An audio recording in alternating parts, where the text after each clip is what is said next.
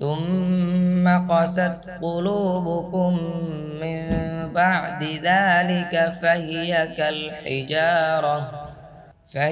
كالحجارة أو أشد قسوة وإن من الحجارة لما يتفجر منه الأنهار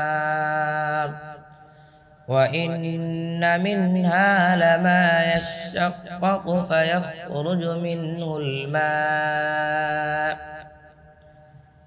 وإن منها لما يهبط من خشية الله وما الله بغافل عما تعملون অতঃপর তোমাদের অন্তরসমূহ এর পরে কঠিন হয়ে গেল, যেন তা পাথরের মতো কিংবা তার চেয়েও শক্ত।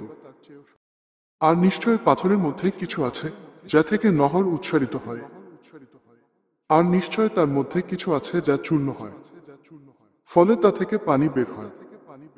আর নিশ্চয় তার মধ্যে কিছু আছে যা আল্লাহর ভয়ে ধসে পড়ে। আর আল্লাহ তোমরা যা কর সে সম্পর্কে গাফেল নন। أفتطمعون أن يؤمنوا لكم وقد كان فريق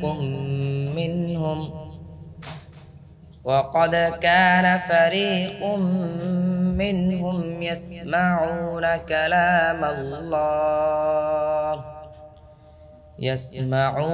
كلام الله ثم يحرفونه من بعد